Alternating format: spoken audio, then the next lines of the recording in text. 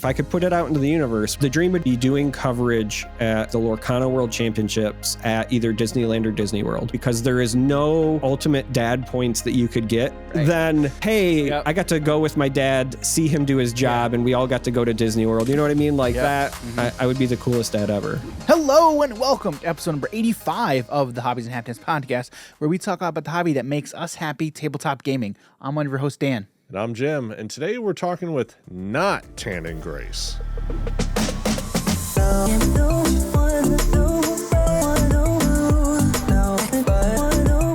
Yes, today on the podcast we are talking to not Tannon Grace, better known as Darrick, Charm3r, Oswalt. Yeah, I forgot what he's looked like. I'm just All right, well, before we get into the episode, let's talk about our sponsor, Amazon Audible. If you head over to our affiliate link, www.audibletrial.com/hobbies and happiness, you can find you follow that link. You can find a follow button, too. If you follow that link, you can sign up for a free 30-day trial of Amazon's Day one, Audible Dan. service. All right, so you follow that link. If you can find it, Guys, hit stuff. Go get Audible. You get some credit. You get a free credit. If you got Amazon Prime, you get 2 credit. Okay? You can cancel anytime within the 30 days. Make it happen. They won't bill you. You know, it's great, and you get to keep those books. Handled it, Dan.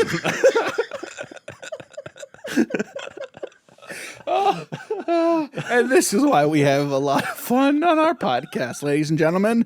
So anyway, like Jim was saying, if you follow that link, you can sign up for your free 30-day trial of Amazon's Audible service. You get a free credit added to your account. If you like audiobooks, you can sign up, get that free credit. Amazon Prime, you get 2 free credits. You can cancel before the end of the 30 days. We just said the same thing. I know. Thanks, Jim. Appreciate it. Woo! That's good. All right, so let's get into it, right? All right, I'm ready. All right, so yeah, today on the podcast we're talking to Darrick, Oswalt, Charm3r, better known as not Tannon Grace. Not Tannon Grace. So when we talked to Matt DeMarco last week, we told him we were talking to Darrick, and he was like, "Hey, you know what you need to do? You need to call him Tannon Grace." And so, Darrick tells you about it here in the episode, and you know what? Let's just get out of the way and let's get right into the talk. All right, today we are joined by Darrick Oswalt, better known as Charm3r within the community. Darrick is a fellow card game content creator. He's a host of the Flesh and Blood podcast called Flesh and Pod.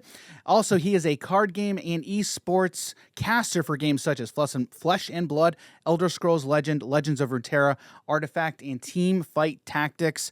Darrick, thank you so much for joining us today. How are you doing, sir? I am doing as well as I can be at the end of a long day, I'll be honest. It has been a trying week, a trying day. Speaking of casting, I was literally casting prior to this. I skipped my dinner to do a bit of Flesh and Blood casting for a game that's not yet published, so pay attention this weekend if you're following Flesh and Blood. I'm on a couple of the Goliath Gauntlet matches that are currently going, but yeah, I'm doing well. This is a great way for me to kind of like wind down my night and talk about cards, which is something that I love. So I can relax now. Awesome. Well, you know what? It's always great when our guests can just relax and chill and have a good time just talking cards. So, Charm3r, you know what? The first time I came across your content was when I was playing Elder Scrolls Legends. Man, I kind of miss that game. What about you? I definitely miss it, mostly because I miss the community and I miss a lot of the people that worked on the game that I interacted with. Yeah. I had a lot of great memories from, talking and working with people like Josh Utter-Layton, who's also known as Raptor. A lot of folks know him from Magic, but he worked on the Elder Scrolls Legends and was on one of our Master Series broadcasts. And people like my old podcast partner, Justin Larson, who I still talk with very frequently. We're both big Marvel Snap guys now, so that's usually what we're talking about. But a lot of it is just the community. And I was blessed enough that a lot of those folks followed me to other games. So I've worked with Silverfuse again, for example, on Legends of Runeterra. And I got to work with Laser Jishin for a short bit on Mythgard for again, more card games that you can add to the list. I've covered a lot of things. So sometimes it's hard for me to remember if I don't go back and look. I actually keep a spreadsheet of the stuff I've done because I would forget otherwise. But yeah, I definitely miss it. But if anything, I miss it the most because it was just a wonderful group of people overall. Mm-hmm. I'm getting some in my ear. I'm sorry. We do not have Charm3r. We have Tannon Grace. Is that? Yeah. That's part of an now ongoing joke that stems from a number of things. It actually begins with me being what I describe as forgettable. When I was very young, I was very quiet in class, and it started even then. I actually had to go in and defend myself once because I had the school call my parents, and they were like, "Hey, your son skipped school. Like, you got a truancy issue." And I was like, "No, I was there." And they were like, "No, your teacher says you weren't."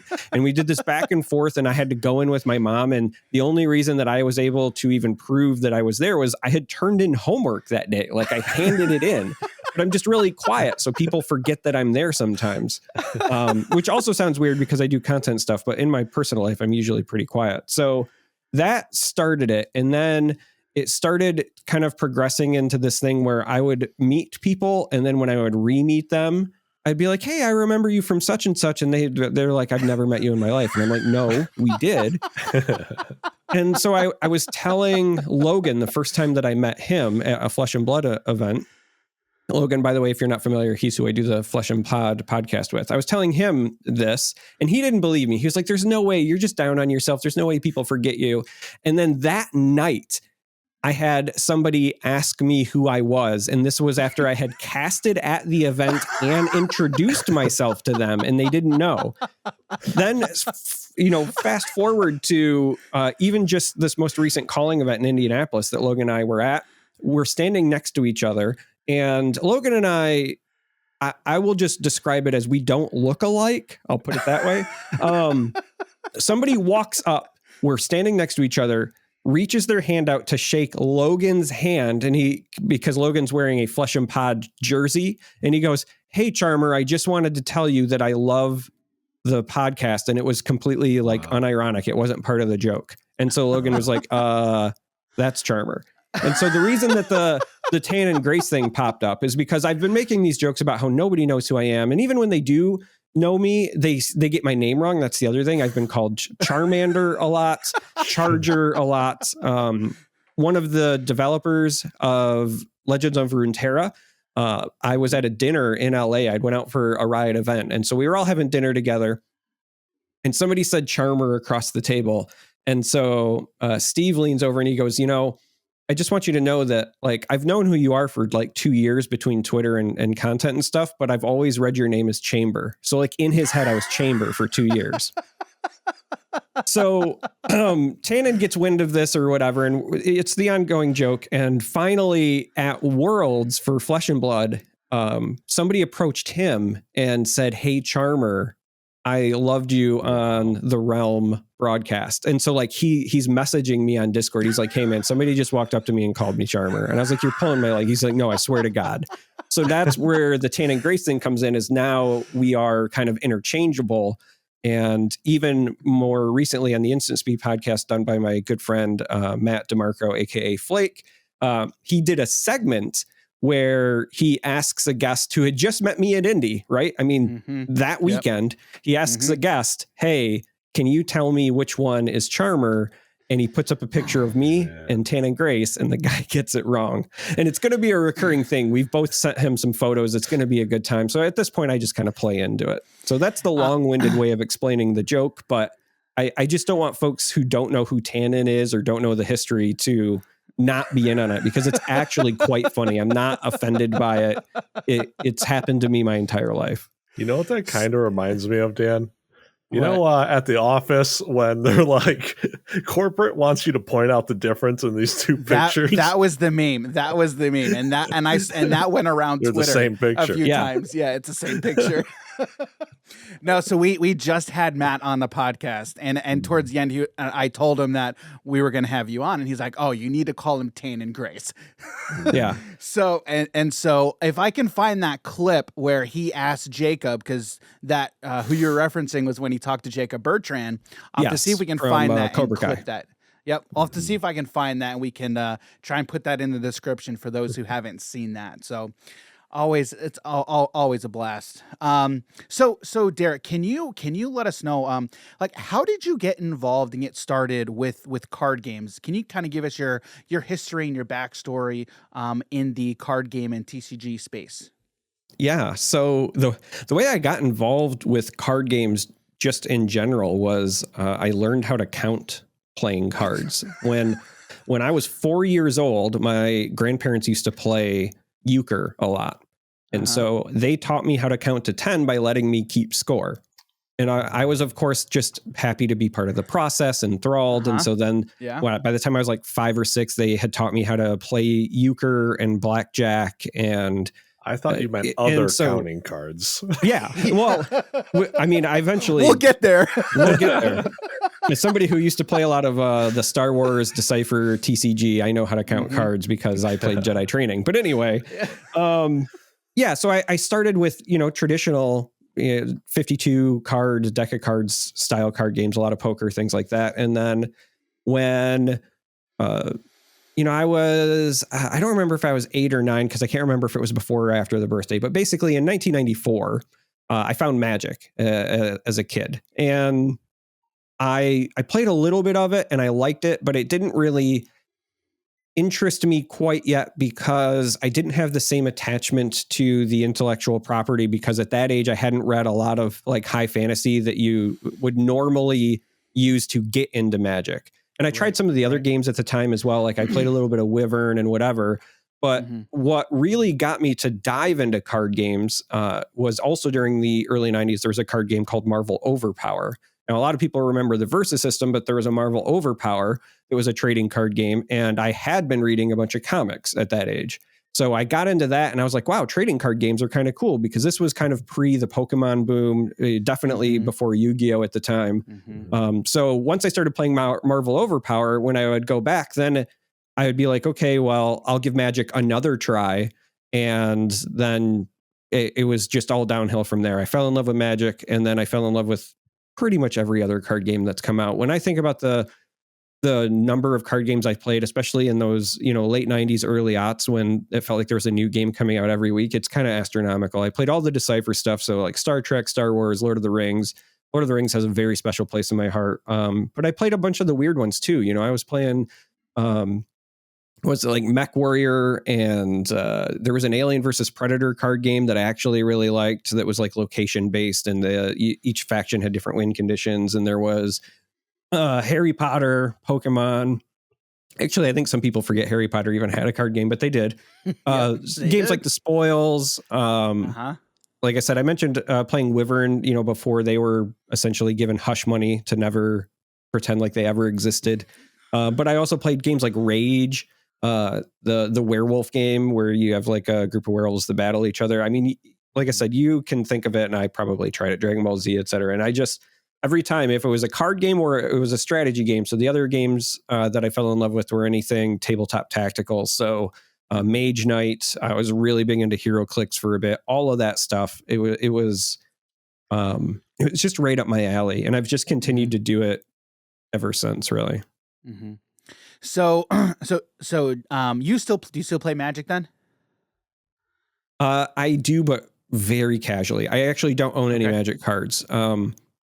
I sold the vast majority of my Magic collection when I got married, which was also many moons ago. But I was doing that to like pay for the wedding and get ready to buy a house and all that. And so when I sold the majority of it, everything that wasn't high priced items, because like at the time, I had Power, I had play sets of duels, I had all that jazz. So I sold all that. And then all of the rest of the like playable bulks I gave to a friend of mine named Adam, who has like a vault. And so he, when I say a vault, I mean, he has like temperature controlled room in his house that has its own insurance rider. He has play sets of everything, whatever. But he made a deal with me because my favorite way to play Magic anyway is limited, and it was you can play any time you want. You just ask me for a deck, I'll let you borrow it. And anytime you want to go to a limited event, he pays for my buy-in, and then any prizes I win, I give right back to him. So like I can play whenever I want. Nice. And I've got friends that do like cubes and, you know, they'll have commander decks lying around or whatever. So I'll play it casually, but it is very far from my focus now. I'm much more into some of the other card games on the market now. Sure. Well, I mean, as a Magic player, I know Jim has a question he likes to ask people who play Magic. So go take it away, Jim. Go ahead. Okay. Now I've said it once. I'll say it 1,000 times.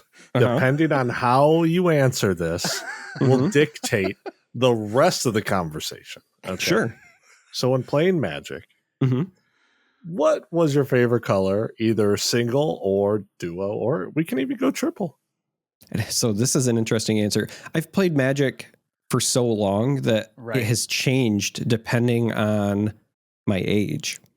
Okay. So there was a very long time where my absolute favorite color was blue, because everybody likes to say no and play control Magic at some point, right? They just like inflicting pain. Yep. And I think one of my favorite decks of all time to play in Standard, in my brain, it's always going to be Type 2. But one of my favorite decks to play in Standard was during the time when Dragonstorm was in Standard, and that was just a blast to pilot. Getting the Hellkites out for 20, comboing off. It wasn't something you got to do in Standard often, so I just really relished that. Okay. But over time, I ended up kind of like, I'll still play blue, but I kind of ended up gravitating toward white just because it's one of the colors that breaks the pie the most. And so I felt like investing in that meant that I could play whatever I wanted at some point, right? So whether it was, you know, you want to play aggro, there's usually some version of like White Weenie that's available. Or if you want to play control, you can, you know, pair it with blue in most formats and then make something work. Or if you wanted to, you know, just play Timmy big beats, then you can play like a, you know, Celestia style deck, whatever. Like white just never really felt bad pairing it. I mean, even when the enemy colors weren't a thing, you could still pair white and red because you could still run Savannah Lions and Lightning Bolts. And then eventually we got Boros and it became a dedicated archetype anyway, right? So as I aged, I was just like, hey, white's really flexible. And so I usually start there.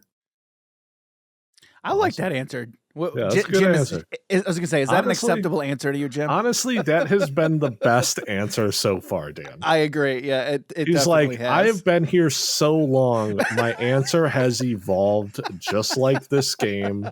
And it goes to show the only constant is change. Yeah, right. 100%. So, change is the only constant. Yeah. So, you know, Charm3r, since you've been in this space for the amount of time that you have, you've seen kind of the space and the industry change and shift and evolve over time. Where do you think the TCG industry in particular, I like to say where the card game space is at, because, you know, if we just nail it down to the TCG and CCG space, that's one thing. So kind of a two-part question. Where do you see the TCG and CCG space right now? And then let's widen that out a little bit, and then kind of if you can expand on where you think the card game space as a whole is at right now. Where I see it is, again, it's almost like we're back into the late 90s, early 2000s, where it seems like we're almost in a card game TCG renaissance period kind of right now. So I just kind of want to get your take on kind of where you see the industry right now. Yeah, it's interesting. I think it feels that way the most in trading card games. And the reason I think that is because there are a number of games that just came out recently. And then there's, this year, for example, like 5 games that I've heard a lot of people very excited for. One Piece already came out. I know that like Grand Archive's coming later this year. Battle Spirit Saga, which is a game that I'm actually finding myself to really enjoy playing, is coming out later this year. Alpha Clash just finished their Kickstarter. That launches later this year. That's actually a lot of fun. And then everyone's kind of waiting with bated breath for what Lorcana gameplay is going to be, but the IP has people excited. So from a trading card game standpoint, I feel like it feels like there's a renaissance there, but I also feel like in a vacuum that's the case, but I think it's really the result of greater global events. And so what I mean by that is, yeah, Flesh and Blood came out and found some success during, the height of COVID. But the reality is many of these games probably would have also come out sooner if that weren't the case, because it's very difficult to launch a game that's meant to be played in person when nobody can be in person. And Flesh and Blood had to find a way to weather that storm. And I think they did it as best as anybody could. So like kudos to Legend Story Studios, but even though they were finding success, it still came at a cost, right? They had supply chain issues and they were having to like run webcam leagues, and it was just kind of awkward. So I think that a lot of the reason these trading card games are launching now is because they were probably in development long before. I mean, Flesh and Blood was in dev for like 7 years before they launched it. Yeah, right. It's probably the case for many of these others. And then they were just like, okay, as a safety net, let's wait till people are more comfortable meeting in person, and then we'll launch. And so I think that's why we're seeing so many launch this year. But when you take that part out of it, the reality is, as somebody who's played a lot of card games, I'll try almost any card game once. There's been a steady stream of new games. We just don't remember them because they don't stick around. And I say this as somebody who I jokingly say I've killed a lot of card games, because there's a lot of games that I have covered or fallen in love with, even if I wasn't doing it publicly, games like that I've played personally that never found their footing. And then they just, they lasted for a year and they died out. And it's been like that for as long as I can remember. Soulforge is getting the physical card game as well. They were doing demos of that at the Indianapolis Calling, but like that's a game that was around digitally in a couple of different iterations.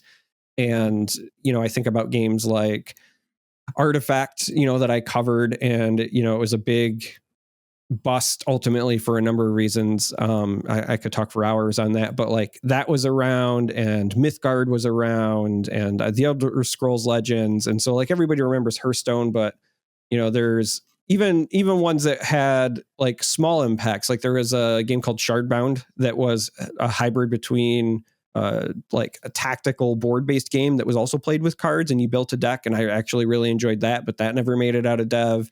So the games are kind of always there.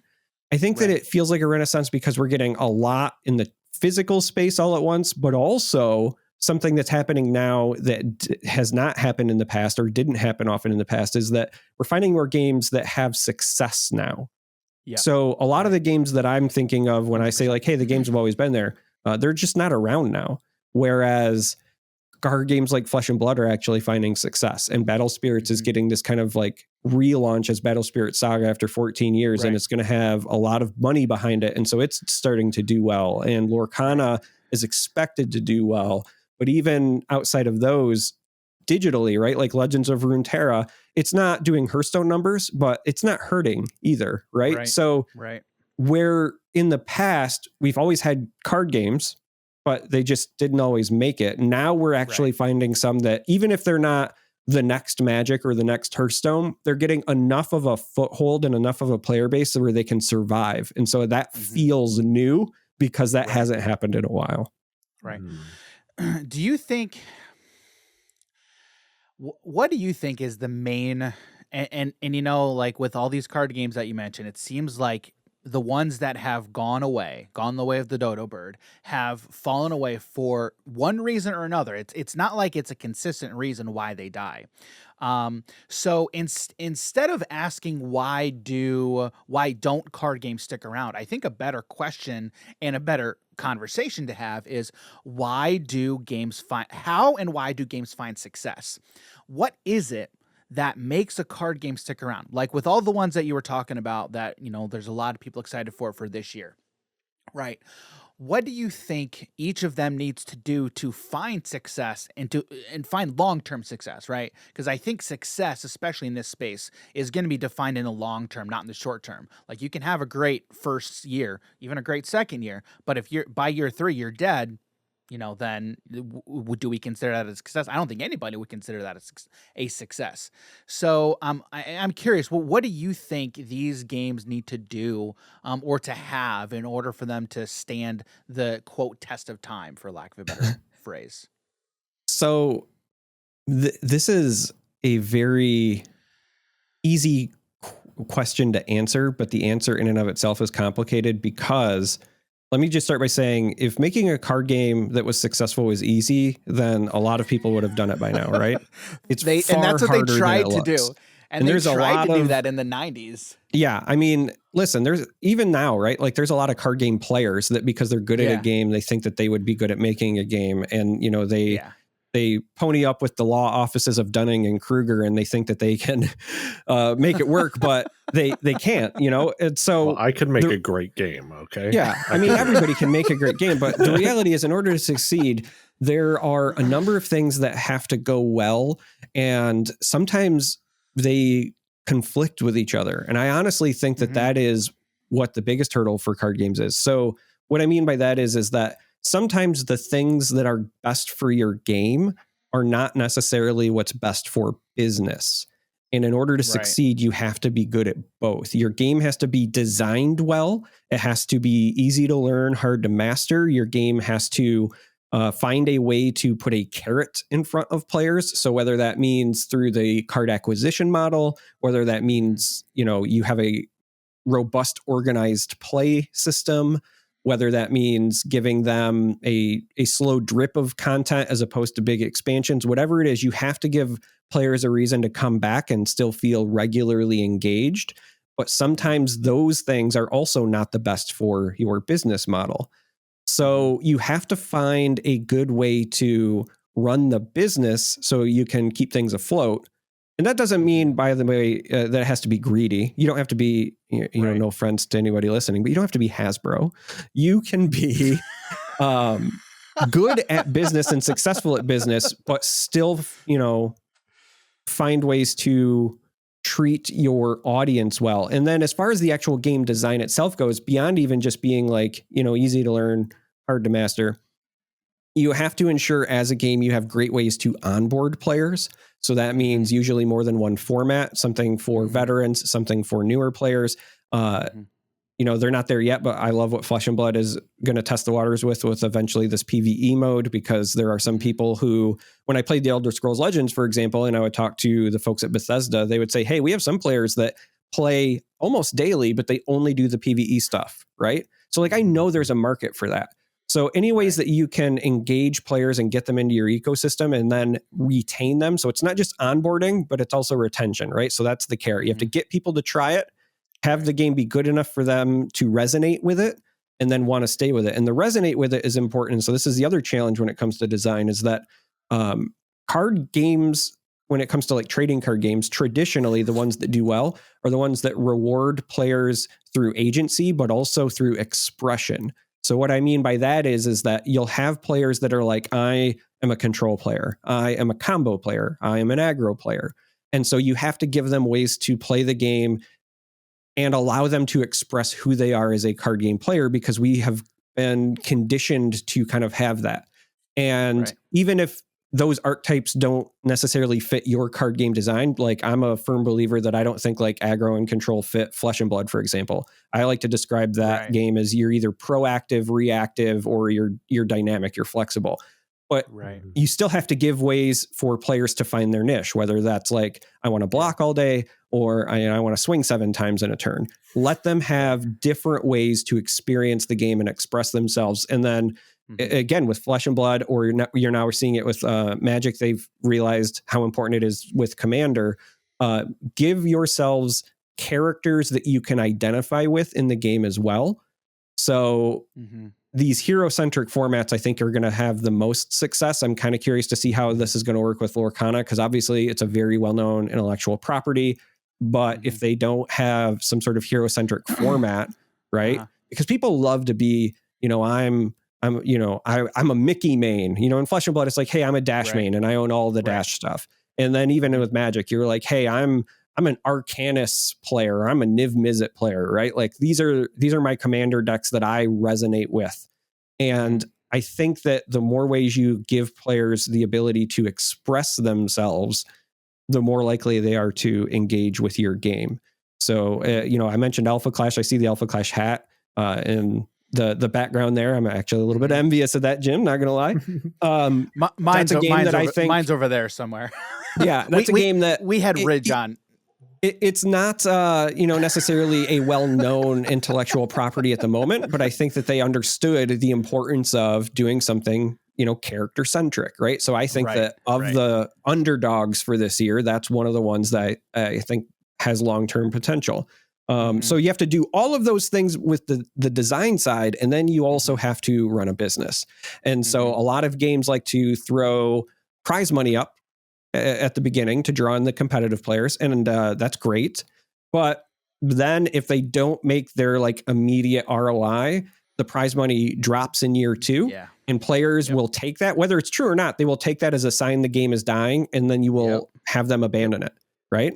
So you can't upfront overload it. But you also have to give them a reason to want to engage in those organized play things as well. So like, again, I think Flesh and Blood found success because they did the stuff with the cold foils and the gold foils. So that kind of, it's going to sound weird, but it kind of allowed them to print money, right? Because they could make the cards, and the cards, if I won a card that I knew I could sell for $1,000, that was as good as winning $1,000, but it didn't cost them $1,000, right? So that's the business side. Well, it could have. And so you have to find that medium where you can do things good for the business and still good for the game.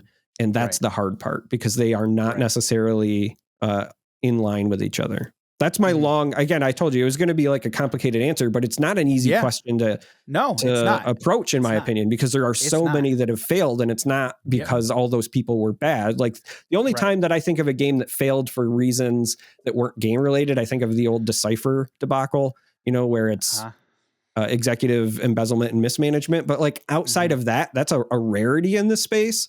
Most of the time, the games fail because either the game is bad or the business is bad, and the other side was probably fine. Right. No, and I know what I like asking that question, because I know it's not a simple answer, and I loved your response, and I really like the way that you kind of outlined everything there. There really is kind of a lot of nuance, and it kind of is. There's just a lot of things that go into it, and I don't think a lot of people necessarily think about it. They just see, oh, well, it's dead. Must have been a bad game. Well, there's a lot that goes into that stuff.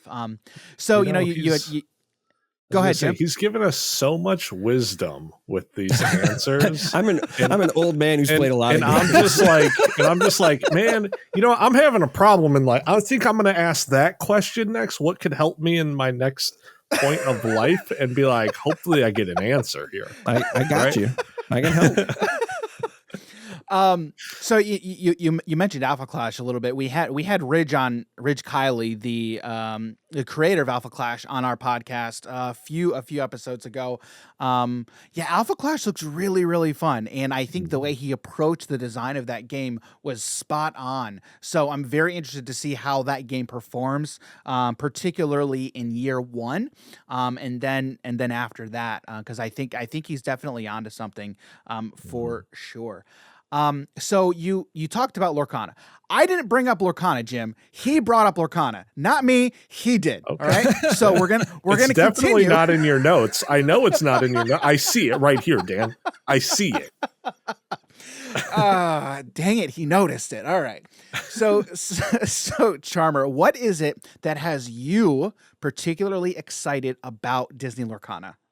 Oh, this one, thankfully, I don't have to give you a long-winded answer. I tend to be long-winded. I like the long-winded answers, though. They're good. I used to be a professor. I used to teach like programming and stuff at a local university as an adjunct. So I tend to be long-winded because I like to be thorough. But this one is pretty easy. I have 2 children. I've enjoyed card games for like 30 years now at this point. And this is the first time that I think it'll be easy to quote unquote onboard my oldest, because it will be characters he recognizes.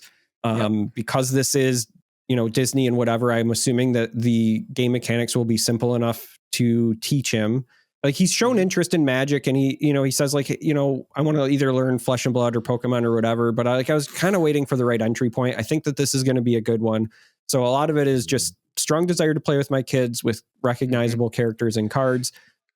But also because I now do commentary and I do coverage for games and whatever, The dream, right? Like if I could put it out into the universe, would be to whether it's host or doing, play-by-play commentary, whatever the case may be.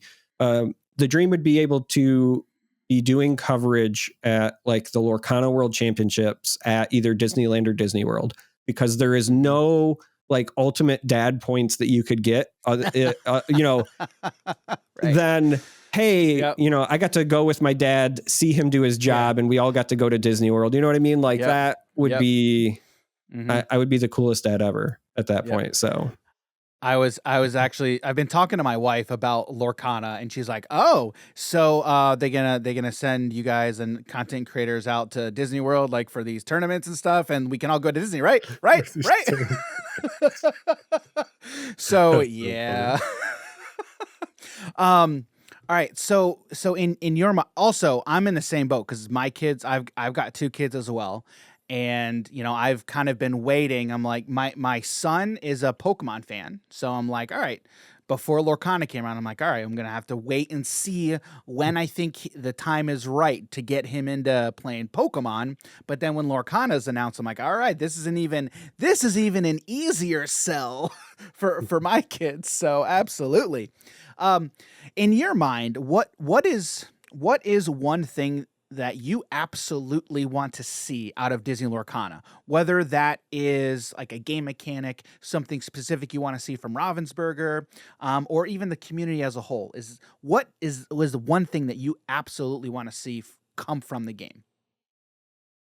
For me, I think the biggest thing that I want to see come from the game is accessibility, because even though Pokemon is still kind of thriving, right? And it's got a younger audience, there's not outside of that. I mean, you can maybe argue Yu-Gi-Oh or whatever, but like there's not a lot of easy ways to onboard the next generation, right? Mm-hmm. Yeah. So for me, if we can get younger people excited about Lorcana, get them going to game stores, get them playing games, then your other games will also see success and flourish, because you're going to have the new players diving in. It's much easier when you can have them, even if it's just casually or whatever. If you've got people that are not like put off of the idea at an early age, and instead they're more curious, and you give them an avenue for exploring it, I think that is the best way to get the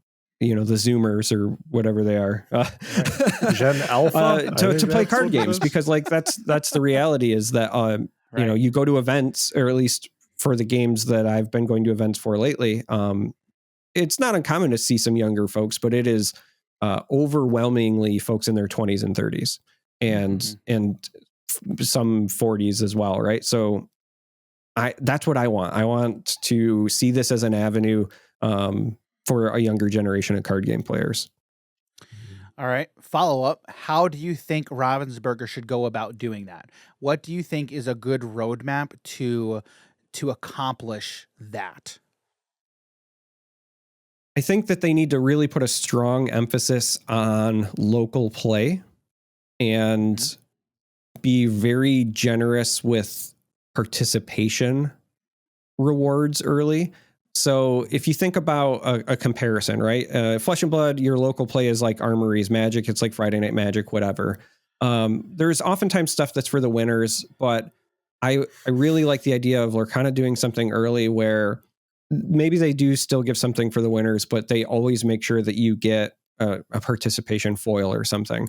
And specifically, they should be targeting the characters and the cards that would resonate with kids to get them to show up, play. Even if they lose all night, they still got something for it, because again, there's part of that carrot. So like when I think about one of the many reasons that Artifact failed, mind you, one of the ones that stood out to me was when you started playing Artifact was a very difficult game to learn, but also there was no login rewards. There were no daily quests. There were no reasons other than you wanted to learn to play Artifact to come back to the game. And so with Artifact, if your experience was, hey, I play, 3 games and I lose them all, and then the next game I play 3 games and I like win 1, and then the next day I play 3 games and I lose them all, like, why am I going to keep doing that? That's not fun.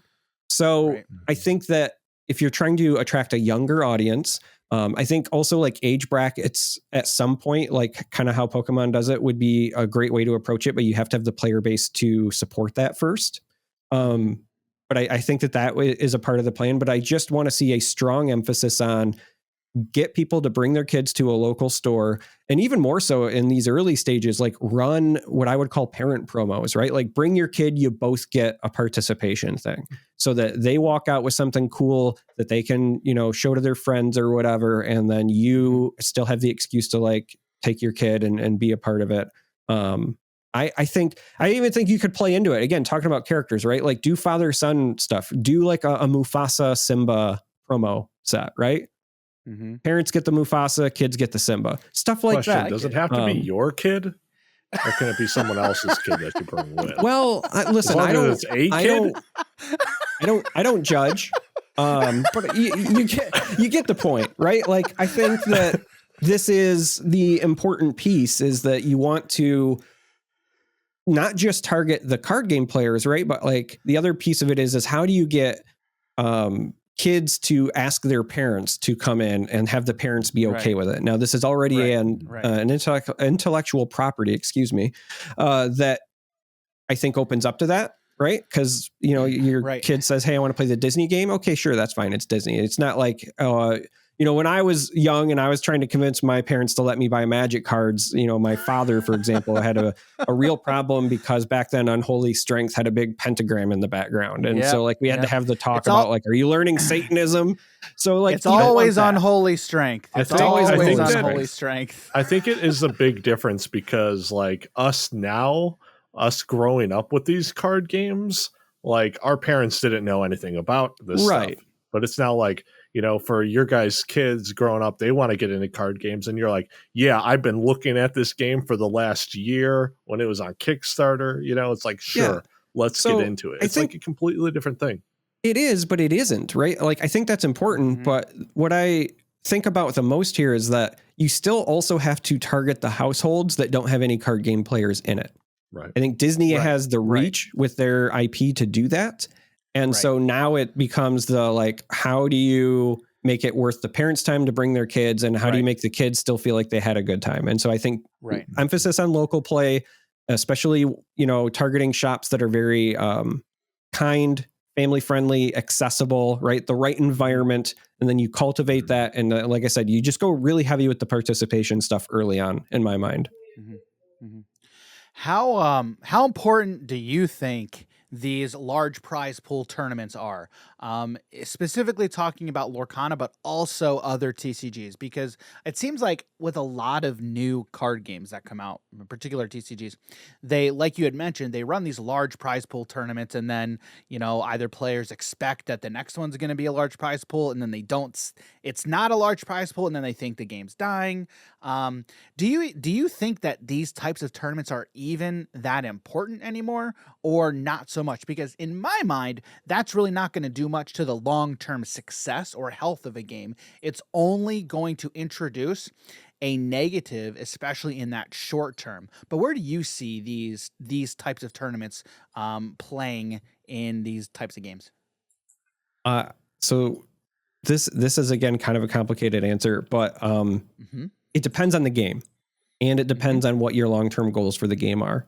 So games like Flesh and Blood, where you're already targeting the competitive crowd as your first group of folks, I think that you have to have reasonable prize pools, at least large enough to get your Magic pros to consider playing in those events to even pick up your game. And I think that with games like Flesh and Blood, where the variance tends to be a little bit lower and the better player wins a lot more often, again, you're going to want to give some sort of like reward for investing that time. Also, the big thing about Flesh and Blood when they launched was that it was an unknown intellectual property. You look at games that are coming out this year, like Battle Spirit Saga, they've already announced huge prize pools for theirs. They have 14 years of experience and history and whatever, but that's all in Japan. They're an unknown intellectual property here. They can't rely on that. And it's very clear that they are also putting an emphasis on drawing in the tournament players because that has been how they found success in Japan. They're trying to mirror that, right? But for a game like Lorcana, I don't think that the organized play needs to have high prize pools. And in fact, they could probably get away with little to none if it's just like entry into another event, right? So like if winning your regionals gives you the, all expenses paid trip to Disneyland for the World Championship and, 500 or grand to spend on expenses there, like that's fine. You don't have to pay out, the prize pools that a calling would for Flesh and Blood. But also, again, with something like Lorcana, you've got an intellectual property that will generate the interest for you already. And also, I think that a game like Lorcana is honestly targeting the collector crowd and the casual crowd more so. And so if that's going to be your target audience anyway, I think that you don't need to worry about pulling over pro Magic players or Flesh and Blood players the same way. Instead, you want people who are more likely to be playing at the kitchen table.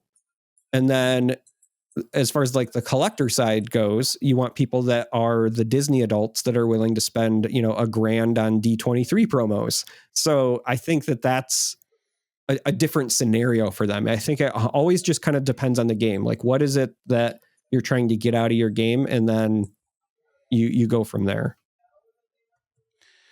Okay. Yeah, I mean, there's always a lot of talk, and has been, about tournaments like the Lorcana World Championships being at Disney World or Disneyland. Do you think that is a legitimate possibility of happening for Lorcana? I think that it is because, again, it's probably going to be cheaper for them to do as opposed to just offering straight prize pools.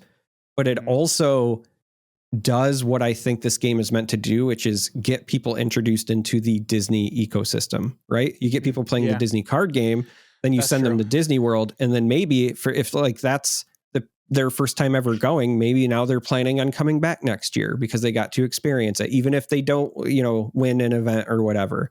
It is also, I think, an easy, great marketing thing for them to do that leans on, the themes of the game, the location. Like, to me, I would be shocked if that was not part of the plan, whether it's Disneyland or Disney World. For them to not do an event at some point seems like a marketing whiff, because at the end of the day, your tournament prize pools, all of these organized play events and whatever, are marketing for your game. That's it. It comes out of the marketing budget, or at least it should if you're running the business. It's meant to get people to play your game and be interested in your game and engage in your game. It's a marketing expenditure, right? So something like this feels like an easy marketing win to me. So I would be shocked if that's not the case. So I've ever since we really started talking about Lorcana, I've been firmly on the train that Disney does not have a hand in this yet. They are firmly hands off. It's all Ravensburger. So that's kind of where I've been. I'm kind of thinking that they're kind of gonna wait and see, and if it starts off a big success and starts raking in the dollars, then Disney will be like, all right, here we're gonna give you money so you can actually run these events and then make more money. I kind of think they're kind of waiting to see how well it starts off. Do you think they're already starting to pony up some money from a marketing standpoint, or even from an OP standpoint? Or do you think that Disney, specifically the Disney side, not Ravensburger, is kind of ready to put, or already has put money down? I personally think that Disney has already put at least some money down. Now, whether or not they have the say in it, or if they handed Ravensburger X amount of dollars, that I won't speculate on, but I think they've already put money down because the quality of their like convention booths, for example, is significantly higher quality than any other game I've ever seen that has yet to be released. Right. So to be fair, Ravensburger has been historically in the past. They do have quality booths. They do. And a couple of years ago, Gen Con, their booth, granted they did have a lot of Disney Villainous products there, was a nice booth, particularly compared to other booths. But I wanted to make sure I threw that in there. But yeah, sorry to interrupt. No, they've got, I think, a good handle on marketing from their previous experiences with products like Villainous and so forth. But it's still, whether Ravensburger has done it in the past or not, it's still not cheap to put those things together, right? Sure. And absolutely. for an unproven product, yet to be released. It feels like they at least were given some sort of first year stipend for setting this stuff up. Right. And as far as like the event stuff goes, like you can offer a world championship at Disney without it being like an extravagant, you're playing under the Magic Kingdom thing, right? Like it could be at, the Disney hotel, like in one of the lobby centers or whatever for the world championship thing. It's just the fact of like, you get taken to a Disney World property and then maybe on your off days you get to take your family or whatever. Like that's still already enough of a sell. I really do feel like they want this to succeed. The Disney side, I think they do want this to succeed because they have seen how well things did during the pandemic. It's no secret that like Pokemon kind of exploded from the collector side and the prices shot up. And I know Disney and they were going, hey, we can do that. We should do that. Yeah, right. And again, I do think Disney saw the success that Ravensburger did with products like Villainous. So they took their IP, they took care when using that IP for Villainous, and they did very well with that. I think Disney saw that and was like, all right, they're much more willing to do something like this. So now before we move on to one of our favorite segments, the card of the week, one last question.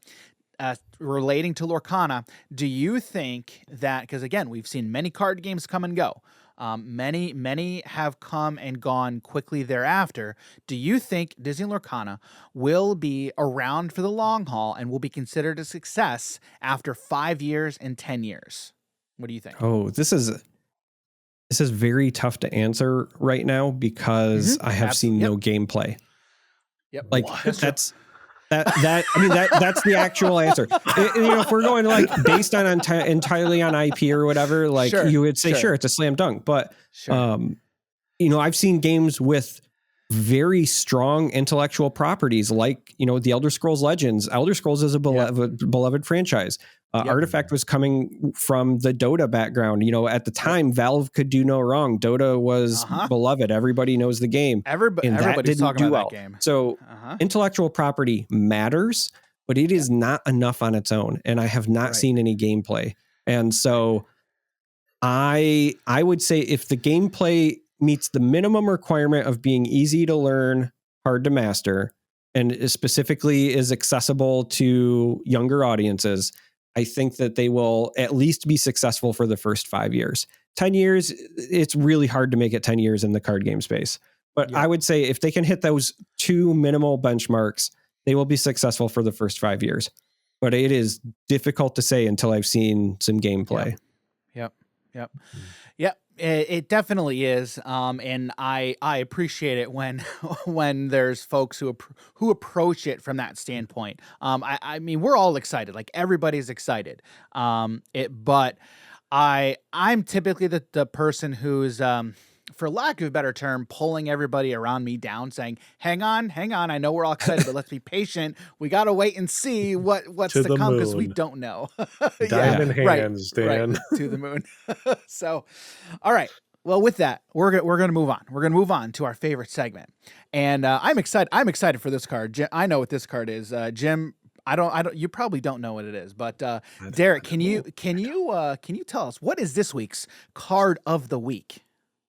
So the card of the week is Nord Firebrand from the Elder Scrolls Legends. It is very simple, not a lot of text on it. It is a 0-cost 1/1 unit, and it can attack the turn that you play it. But this is a card that really resonates with me because it's maybe the only time in my life, and I've been playing card games a long, long time, but it's maybe the only time in my life where I've ever been like credited with building an archetype. Like it's the only time I've ever been known for something specifically. And this was part of it. So there was a time in the Elder Scrolls Legends where a lot of people said that you couldn't play aggro because of the prophecy system and that you couldn't like go all in on charge decks and et cetera. And I was like, all right, well, if they say it can't be true, then naturally I'm going to try to do it. And so I built a deck that was entirely around just playing charge creatures and swinging. And specifically the deck ran a number of ways to play or create Nord Firebrand, right? And just abuse them and buff them up. And so that, you know, it went from, oh, it's just a 0 cost 1/1 to like you're playing 4 on a turn that swing for 5 sort of thing. And it ended up doing very well in a tournament that I played in early on. And then I was having a lot of success on ladder. You know, I hit legend a few times. And then somebody decided at the time, hey, they wanted to be the first person to hit legend in X amount of like hours or whatever. They wanted to have the record in the Elder Scrolls Legends for fastest path. And they took a version of my deck, and I had called it Time to Fight. I had done a YouTube video on it. And if you're not familiar, it's Time to Fight because when you played the card in the game, it played the voice line. In fact, Time to fight. Oh my goodness. I'm sorry. Fight. Yeah. I have, again, this is the only time I've ever been known for something, right? So like I have it on my soundboard. I've got a Twitch emote on my channel that's like an axe and the words Time to Fight, right? So that's why it was called Time to Fight. Every time you played Nord Firebrand, it would say it. And in my deck, because you played oftentimes 4 or 5 in a turn, your opponent would be annoyed because they would just hear Time to Fight over and over and over again as they die.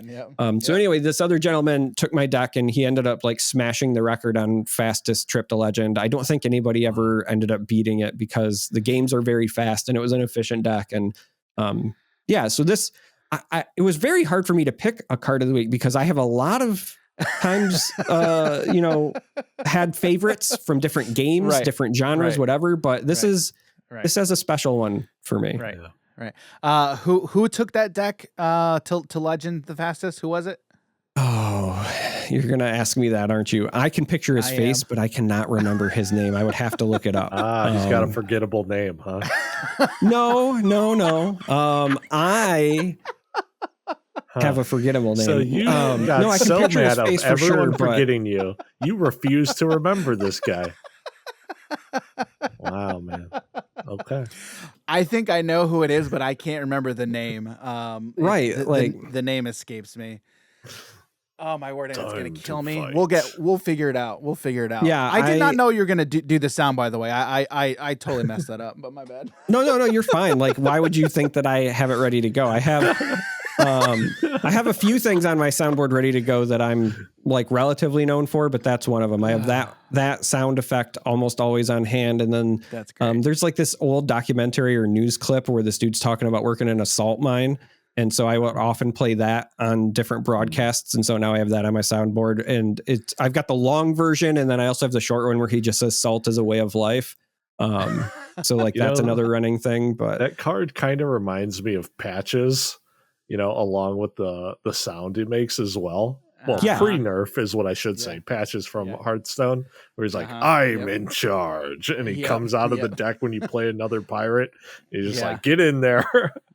That's basically it. Yeah. So, all right. Well, that is this week's card of the week. I'm kind of happy that we actually got a Elder Scrolls Legend card on card of the week finally. So that's great. So, So Charm3r, thank you so much for that card of the week. And Darrick, can you let our audience know where can people find you and your content on the internet? Yeah, search Tannon Grace. No, not really. So I use my real name for stuff. I don't hide it. So it's Darrick Oswalt, but Darrick is spelled weird. This is part of the reason I'm forgettable. So Darrick is spelled weird. It's Darick. When I started making content, I chose Charm3r because at the time I was playing League of Legends and I was an Ari main. But it's of course not available in the Riot client when I wanted to pick Charm3r. So it's Charm3r. So that's another reason why folks struggle to find me. But I'm Charm3r on Twitch. I'm Charm3r on YouTube. The account that's at Charm3r on Twitter is a dead account, but they refuse to give it to me, even though I do business under the name. I own Charm3r.com, but Twitter still won't give it up. So on Twitter, I'm at that Charm3r. But I still am likely one of the only things that comes up if you search Charm3r anyway. So that's the easiest way to find me. All right. Well, thank you so much for that conversation, Charm3r. That was a blast, and we'll have to have you on at another time. So, everybody, that was Charm3r, and Charm3r, thanks again, and we look forward to seeing you again. Thanks for having me. That was another one where that was a lot of fun, man. I was the only thing, when Jim left that interview, Darrick and I stuck around for like another 30-40 minutes just hanging out and talking, and that was a lot of fun. Like you heard in the episode, I had been following Darrick's content for quite a while when he was doing stuff for Elder Scrolls Legends, and the one thing we didn't really get to talk about in that episode was his casting career and kind of how he got into that. So hopefully we hope to get him back on another episode in the future where we can talk more in depth about that part of his career. But another person in the community who is just a fountain of knowledge. Absolute 100%. Knowledge. It was crazy.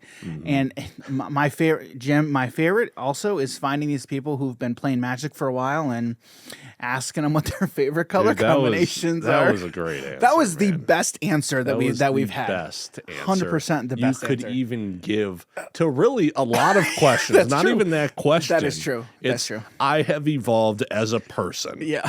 Yep.